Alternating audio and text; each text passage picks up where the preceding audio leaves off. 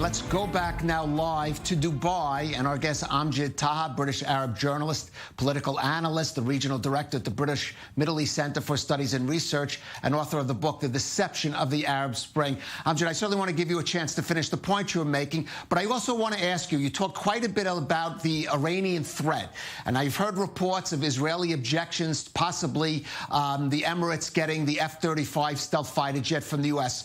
But given the fact that the UAE is literally on the front line with Iran, do you think it's wrong for Israel to try to object to, for example, the F-35 going there to the UAE? I mean, most definitely, when we speak about Israel has the right to object, but then the one who's going to make this decision is United States of America, and UAE has the right to request this kind of weapon. As you can see, Iran is threatening all the region here. We speak every single one here. So for that, yes. But then we also don't understand why the PLO, the Palestinian Authority, is still attacking the UAE and attacking the whole peace treaty. This is something no one can understand in the Middle East right now.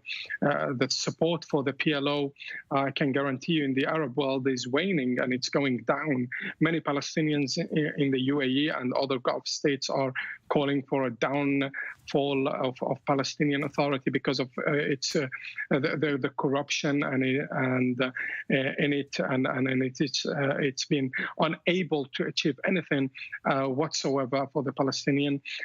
For that, we hope to see a revolution among the Palestinian against the PA and the Palestinian leadership because of its corruption and immoral, malicious attitudes towards its own people. Has no other choice. We believe the PA has no other choice than to go back to war and try to garner any support whatsoever, or to return to any of negotiation with Israel. We hope Israel will not negotiate again with a terrorist and stop allowing money flowing from Qatar, coming from Qatar to the Iranian militias in Gaza. I mean, we need no return to we need to return to a principle of. Right. Well, I want to, since you mentioned Qatar, which of course has spoken out against this deal, but there are other countries that are seen as possibly going to follow in the UAE's footsteps. Bahrain and Oman are the names we most hear. Do you feel that we might see one of those countries perhaps move ahead towards steps with normalization with Israel, maybe even go the full way that the UAE has in the coming months or coming year? I believe there will be a negotiation. A lot of the negotiations are happening right now. A lot of countries in the North Africa and also in the Gulf states are negotiating on a peace treatment and a peace agreement with Israel. I mean, what happened in UAE was this is like a piece of mighty peace for the powerful government and powerful countries. Everyone wants to make peace with a strong country such as UAE and Israel, the Jewish state, which is right now essential ally for everyone, against the terrorists in the Middle East and especially the Iranian regime. I believe Arab countries are coming around to see that. Ahmed, I just wanted to ask you. We just have a little time left, but as briefly as possible. Why was it the UAE that made that leap first before countries like Bahrain and Oman?